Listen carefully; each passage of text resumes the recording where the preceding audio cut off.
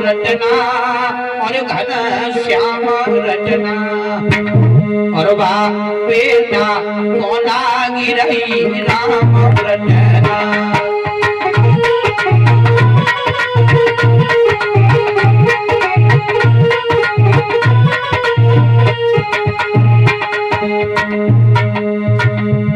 अरे राम रटना रे घन श्याम रटना पहला दो कोना गिरई राम रटना।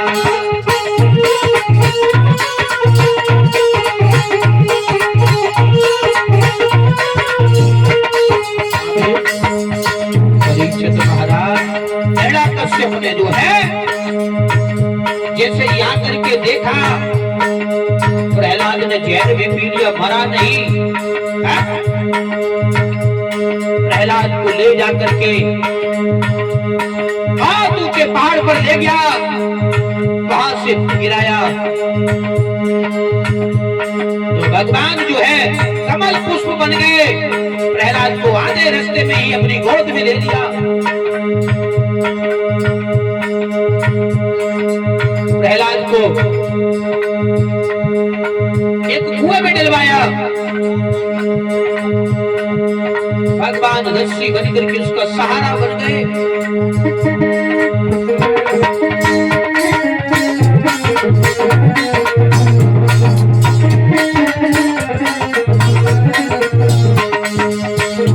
अरे राम रटना घन श्याम रटना भाई बेटा सोना गिरई राम रटना।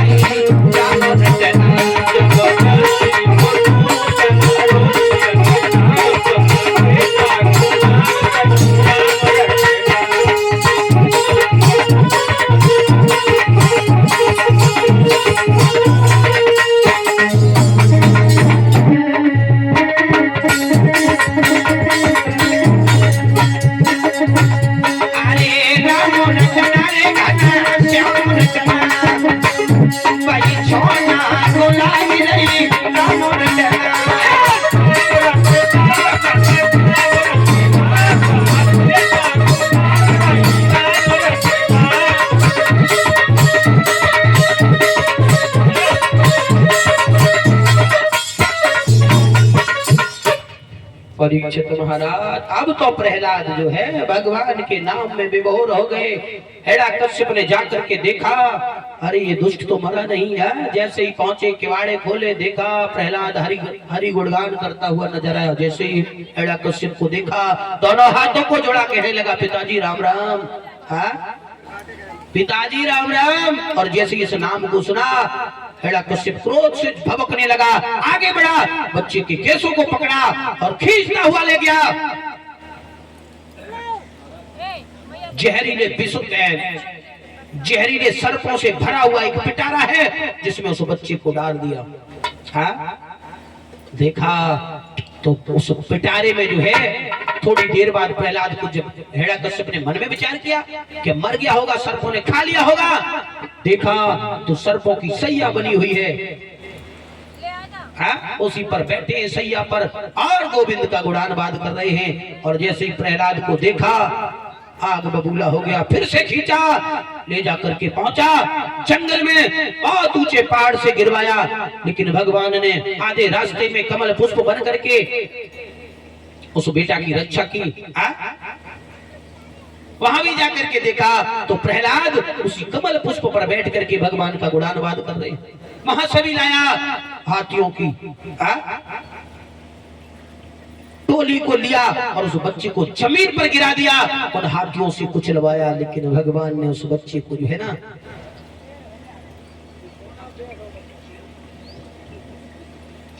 उस बच्चे पर आंच नहीं आने दी परीक्षित महाराज। अब तो हिरण्यकश्यप बड़ा परेशान होने लगा, मन में विचार करने लगा ये मरे तो मरे कैसे। मैंने सारे यत्न करवाए,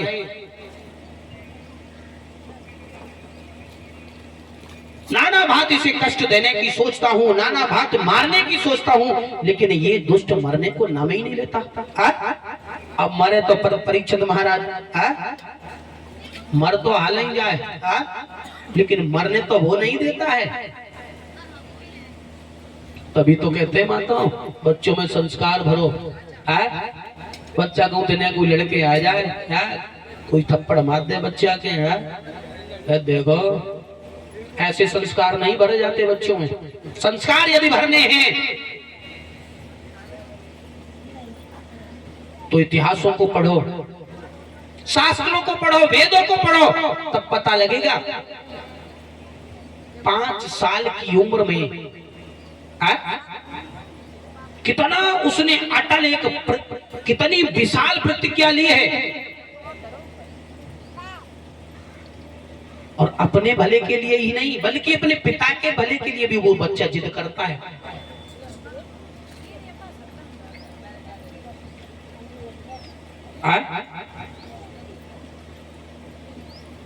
और ध्यान दें, जहां तक कि हमारी आवाज पहुंच रही हो, शास्त्री जी का आगमन हो चुका है। कुछ ही क्षणों में श्री शास्त्री जी मंचासीन हो जाएंगे। आप सबसे निवेदन है कथा पंडाल में आए और श्री शास्त्री जी के मुखारविंद से भगवान के पावन चरित्रों को श्रवण करें, अपने जीवन को धन्य बनाएं। परीक्षित महाराज उस बालक को जो है बहुत सताया हिरण्यकश्यप ने। अंत में अपनी बहन, इस हिरण्यकश्यप की बहन है जिसका नाम है सहिका, इस सहिका को बुलाया। इसको सहिका का जो है ना, सहिका को शीतला माता का वरदान मिला है, एक चीर मिला है शीतला। इस सहिका के पास वो जब तक चीर रहेगा, उसके सर पर वो चीर जब तक रहेगा, तब तक उस बालक उस सहिका का कोई कुछ नहीं, कोई चाहे अग्नि में ही क्यों ना उसे डाल दो, लेकिन वो जल नहीं सकती। इसको वरदान मिला शीतला मैया का। आइए यहाँ से आगे की कथा आप लोग जो है श्री शास्त्री जी के मुखारविंद से श्रवण करेंगे। एक लाइन का भजन बोलेंगे बड़े ही प्रेम से।